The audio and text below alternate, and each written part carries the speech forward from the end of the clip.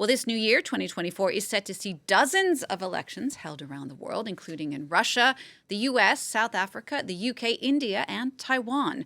For more on all of this, I'm joined by our international affairs editor, Philip Turle. Philip, this is set to be a record-breaking year. Record it will be, Jeannie, with dozens of elections taking place around the world. If we look at a chart of all the numbers of elections taking place, they are presidential, they are legislative, they are local elections that are being held, and a total of 68 countries are involved in these elections this year, with 4.1 billion people who will be either asked to take part or who will be concerned by these elections. This is the highest number since 1792. That was the date we all remember when universal suffrage was invented here in France. At the time, it was only men who were allowed to vote. Of course, there have been changes since then, allowing women to also vote in many countries. Now, there are these elections taking place, as I said, in 68 countries. That includes some of the most populous nations around the globe. The United States of America, we don't know what the outcome is going to be there. Russia, India, Brazil, Mexico, Pakistan, Bangladesh, which you've just been talking about, and the victory of Sheikh Hasina, and also in Indonesia. All of those countries will be going to the polls this year. And we also will be going from one extreme to the other. There will be those countries where there will really be free and fair elections. I'll give you one example. That's Iceland, which is said to be the third most democratic country in the world, according to the Economist Intelligence Unit. And, of course, Russia, which I mentioned before, where it's a foregone conclusion that if it's between Vladimir Putin and Vladimir Putin, well, the winner will be Vladimir Putin. So, Philip, what does all this say about democracy in the world at the moment? Is it a sign that it's alive and kicking or under threat? Well, it's not necessarily good news for democracy. You have to remember that democracy is actually quite a recent phenomenon in the world. It only dates back to really the United States in 1788. Remember, the US was founded in 1776. It was the first country. It's the oldest democracy. Many countries around the world have had democracies for far fewer years than that.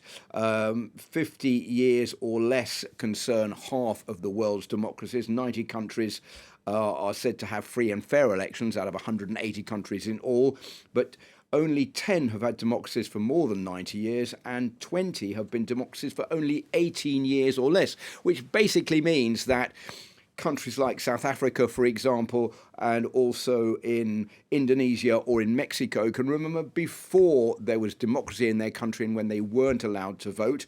And, for example, in South Africa this time round, the African National Congress, which has been in power since Nelson Mandela became president back in 1990, has now got the risk that it's going to lose power. So democracy is alive and kicking in some countries, but in many around the world, it's not the case. So, Philip, give us a taste of where the electoral outcome is uncertain and where there's no suspense at all. You mentioned Putin earlier. Well, in many countries, it is uncertain. We have elections in Venezuela. We don't know what the outcome is going to be there, but it's pretty sure that it's not going to be free and fair. Same for Algeria, two countries which have been pinpointed as being really certain about the outcome. One is Russia, I was talking about before, but the other one is also Iran, where there is no democratic process and the elections are not free and fair. But there are uncertain elections. The USA, we don't know if it's going to be Trump or Biden. South Africa, as I was just saying, we don't know if it's going to be the African National Congress that will hold on to power. In the United Kingdom, we don't know whether the Conservatives will stay in power or they're going to be